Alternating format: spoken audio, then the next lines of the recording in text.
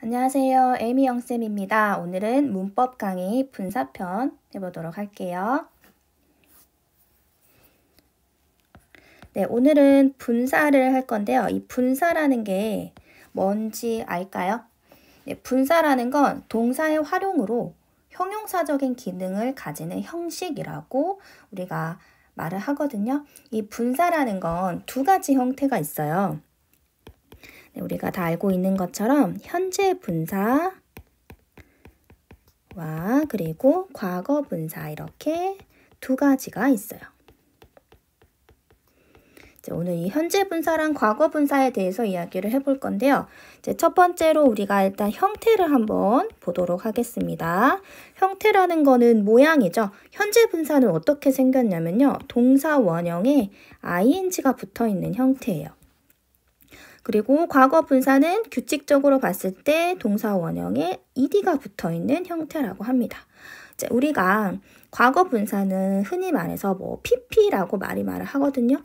이 pp가 뭐냐면 past participle이라고 해요. 분사가 participle이거든요.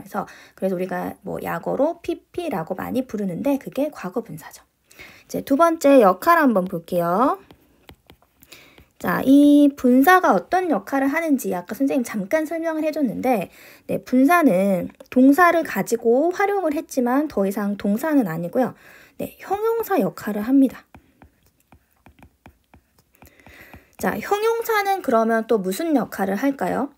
네, 형용사라는 건 문장 속에서 명사를 수식하거나 수식이라는 건 꾸며준다는 뜻이에요. 명사를 수식하거나 또는 보호 자리에 들어갈 수 있어요. 자, 우리가 수업을 앞에 받아본 친구들은 알 건데 보호라는 건 두 가지가 있었어요. 주격 보호와 목적격 보호 이렇게 두 가지가 있었는데 주어를 보충 설명해주거나 목적어를 보충 설명해주는 그런 말이었죠. 네, 그러면 의미 한번 보도록 하겠습니다. 의미라는 건 우리가 어떻게 해석을 할 건지를 말하는 거죠.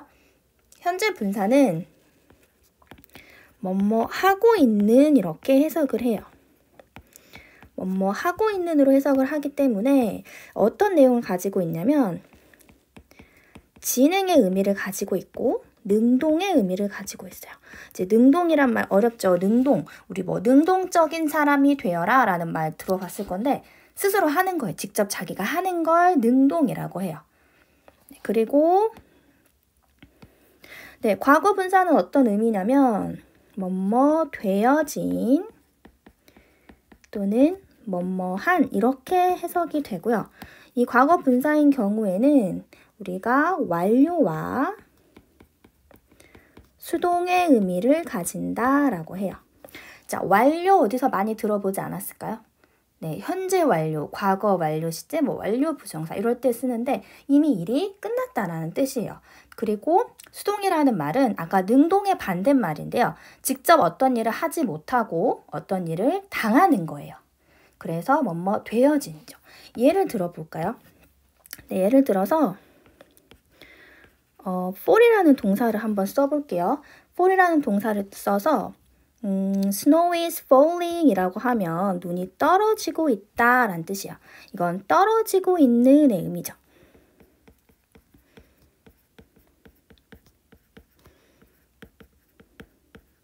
네, 그런데 이제 이 fall이라는 동사의 과거 분사를 쓰게 되면 네, fallen 이라고 해서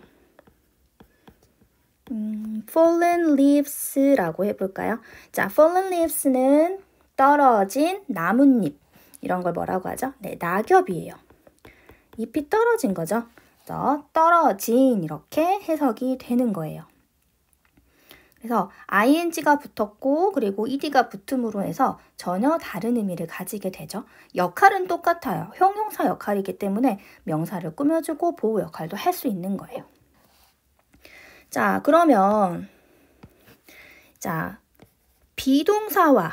비동사와의 관계를 한번 볼게요. 비동사 함께 쓰였을 때 어떤 역할을 하게 되는지 우리가 많이 봤는데 비동사 다음에 ing가 나오게 되면 네, 비동사라는 건 am, is, was, were 이런 게 비동사죠. 자, 비동사 다음에 ing가 나오게 되면 우리가 이런 걸 진행형이라고 해요. 비동사가 현재 시제 MR 잊으면 현재 진행형, 그다음에 비동사가 was나 were처럼 과거 시제가 나오면 과거 진행형이라고 하죠. 현재 진행형, 과거 진행형은 둘 다 뭐뭐 하고 있다라는 의미를 갖습니다. 또는 뭐뭐 하는 중이다 이렇게 해석이 되죠. 자, 그렇다면 비동사 다음에 ed가 붙은 형태가 나오게 되면 어떤 그죠? 수동태라고 하죠. 많이 들어봤을 거예요. 수동태라고 합니다. 아까 선생님 수동이 무슨 말이라 그랬죠? 네, 스스로 하지 못하고 어떤 행동을 당하는 걸 수동태라고 했는데 수동태는 뭐뭐 되어지다 이렇게 해석이 돼요. 또는 뭐뭐 해지다 이런 식으로 해석이 되죠. 이제 이걸 알려주는 이유가 현재 분사는 도대체 어떨 때 쓰고 과거 분사는 어떨 때 쓰이나요? 라고 물어본 경우가 많이 있어요. 어떨 때 써요? 네, 이럴 때 써요. ing는 진행형 또는 능동에서 많이 쓰이고요. 다음에 과거 분사는 완료 시제 또는 수동태에서 많이 나와요. 그래서 어떤 곳에 뭐가 쓰이는지를 정확하게 알아야 되겠죠. 그래서 이렇게 알려주는 겁니다. 선생님 간략하게 지금 이 표로 알려주고 있는데 이 표를 자기가 직접 여러 번 이렇게 노트 필기도 해보고 암기도 해보고 이제 차근차근 머릿속에 정리를 하라는 뜻이에요. 개념이 머리에 잡혀 이제 이미 머릿속에 들어가 있는 상태에서 다양한 문장을 읽어보고 그렇게 해서 활용을 하는 게 좋다고 생각을 하거든요. 문법 공부를 할 때. 물론 많은 문장을 여러 번 봐서 이렇게 익히는 게 가장 좋은 방법이긴 하지만 지금 이제 막 시험이 닥쳐 있고 좀 빨리 이거를 알고 싶은 친구들한테 이제 빠른 시간 내에 공부하는 방법을 알려주는 겁니다. 자, 그 다음에 정말 중요한 게 나오는데 감정동사라는 게 있어요. 자, 문장 속에서 많이 봤을 거예요. 감정을 나타내는 동사들이 있는데 그 동사들에 어쩔 때는 ing가 붙고 어쩔 때는 ed가 붙어요. 예를 들어 볼게요.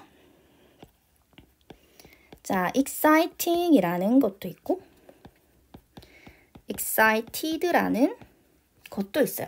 이건 다 excite라는 흥분시키다 라는 동사 원형에서 만들어진 현재 분사와 과거 분사인데 이제 어쩔 때는 exciting이고 어쩔 때는 excited인지 궁금하지 않나요? 네, exciting, ing는 어떨 때 붙이냐면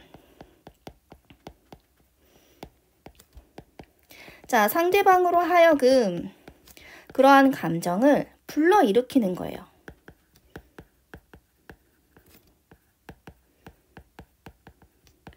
감정을 불러일으킨다라는 말은 뭐냐면 상대방이 그 감정을 느끼게 만들어준다는 뜻이에요. 즉, exciting이라는 거는 무슨 뜻일까요? 네, 재미있는, 흥미진진한 이런 뜻이에요. 흥미진진하다라는 건 상대방이 그렇게 재미있게 느끼게 만든다는 뜻이고요. excited라는 건 달라요.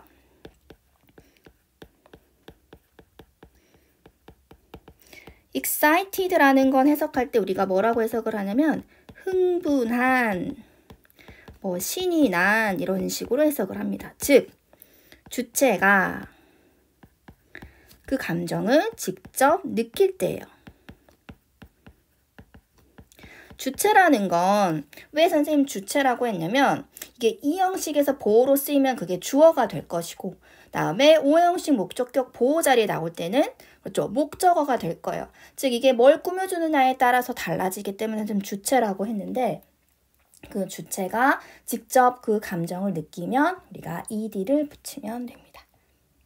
선생님이 조금 이따가 더 자세하게 한번 설명해 줄 거예요. 자, 이렇게 해서 분사에 대해서 간략하게 우리가 한번 봤고요.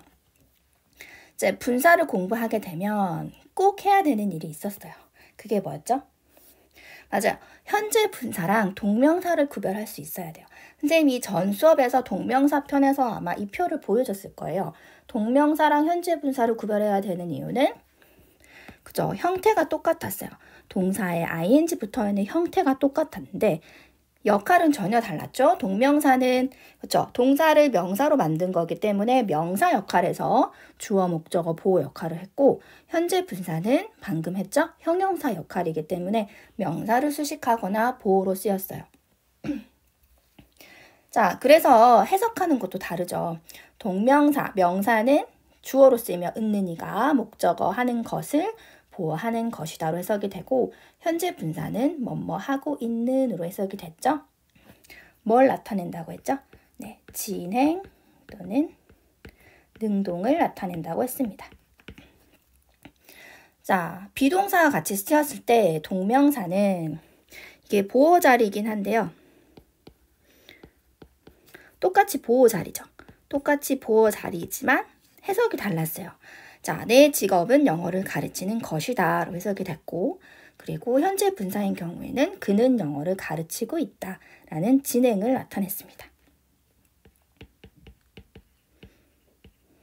자, 그리고 명사를 수식하는 거 굉장히 중요하다고 했는데 이게 왜 중요하냐면 시험에서 자주 나오기 때문이에요. 자, 뒤에 있는 이 명사를 맥이라는 명사를 꾸며줄 때 명사가 잠을 잘 수는 없어요. 그죠? 이거는 뭐냐면 잠을 자는 용도, 목적으로 쓰인 거예요. 그래서 뒤에 나와 있는 명사의 용도나 목적을 나타내는 경우에는 이건 동명사 ing라고 하고요. 그리고 뒤에 나와 있는 이 명사의 동작이나 상태를 나타내게 되면 이거는 현재 분사로 쓰인 거예요. 꼭 이거 같이 구별해 주세요. 이제 그러면 확인 작업 한번 하도록 하겠습니다.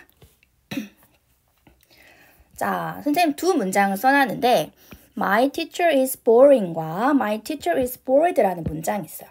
그러면 이건 어떤 게 맞을까요? 지금 이거는 선생님 감정동사. 아까 exciting과 excited 설명할 때 추가로 더 설명을 해주기로 했잖아요. 그거예요. 자, boring, 지루한, bored도 지루한이요. 근데 어떻게 차이가 있냐면 이 두 문장은 둘 다 맞는 문장이에요. 하지만 의미는 굉장히 달라요. 첫 번째 문장은 ing는 어쩔 때 붙인다 그랬죠? 현재 분사인 경우에는 상대방으로 하여금 그 감정을 느끼게 만든다고 했어요. 감정을 불러일으킨다고 했잖아요. 그래서 My teacher is boring은 선생님이 학생들을 지루하게 만드는 거예요. 이거는 학생들 입장에서 우리 선생님 너무 지루해 라고 할 때 첫 번째 문장을 쓰는 거고요. 두 번째 문장은 이들은 스스로 그 감정을 느낄 때 이들을 붙인다고 했잖아요. 이거는 수업을 하는데 아이들이 아무런 반응을 해주지 않고 수업이 너무 재미가 없어서 선생님이 느끼는 거예요. 그래서 내 선생님은 너무 지루하다. 즉 선생님이 수업을 하는데 너무 지루한 거예요. 이거는 선생님이 직접 느낀 거예요. 이해가 됐을까요? 선생님 이 문장을 왜 해주냐면 어떤 문제집에 주어가 사람이면 ed를 붙이고 사물이면 ing를 붙인다고 써놓은 책이 있어요. 그 책은 맞지 않아요. 그렇게 공부를 하면 이런 문장은 틀릴 수가 있어요. 그래서 꼭 무조건 ing는 사물이다, ed는 사람이다 이렇게 외우면 안 되고 자, 감정을 직접 느끼는 건지 상대방한테 그 감정을 불러일으키는 건지 생각을 하면서 그래서 이게 굉장히 까다로워요. 어려워요. 문제를 직접 풀어보면 더 느낄 거예요. 자, 그 다음에 자, 몇 가지만 한번 예시로 풀어볼게요. 자, 나는 흥미로운 책을 한 권 가지고 있다 라고 쓰고 싶어요. 자, 흥미로운인데 우리는 interest라는 동사를 가지고 활용을 해볼게요. 자, 그러면 여기는 interesting이 나와야 될까요? interested가 나와야 될까요? interesting이 나와야 돼요. 주어가 사람인데요. 여기서는 주어와 상관이 없습니다. 지금 여기 나와 있는 interesting의 자리는 뒤에 나와 있는 book이라는 명사를 꾸며주는 자리예요. 즉 형용사죠. 명사 수식으로 쓰였습니다. 자, 책은 자기가 흥미를 느낄 수 없어요. 사람들한테 흥미로움을 느끼게 만드는 거죠. 그래서 상대방으로 하여금 그 감정을 불러일으켰기 때문에 ing, interesting을 쓴 겁니다. 두 번째 볼게요. 나는 그 소식을 들어서 깜짝 놀랐어 라고 쓰고 싶어요. 자, 우리가 맞아요. 깜짝 놀라. surprise. 드일까요? 징일까요? surprised로 써야 돼요. 여기서는 주체가 나예요. 내가 그 소식을 들어서 깜짝 놀란 거죠. 자, 자기가 직접 느꼈기 때문에 여기서는 보호로 쓰인 거예요. 자, 보호로 쓰여서 주체인 내가 직접 이 깜짝 놀라는 감정을 느꼈기 때문에 ed를 붙여준 겁니다. 자, 마지막으로 그 경기는 굉장히 흥미진진했다라고 하고 싶어요. 자, 흥미진진한 아까 나왔어요. exciting과 excited가 있었는데 뭘 써야 될까요? 자, 경기는 자기가 직접 느낄 수 없습니다. 그렇죠. 여기서는 그렇죠. 보호 자리죠. 경기는 사람들로 하여금 흥미를 느끼게 만드는 거기 때문에 exciting, 흥미진진한에 ing를 붙여주면 되겠습니다. 네, 오늘은 여기까지 할 거고요. 다음 수업에서는 이제 분사를 배웠기 때문에 수동태나 아니면 분사 구문 이렇게 연계해서 수업을 해줄 거예요. 그러면 다음 수업도 기대해 주세요.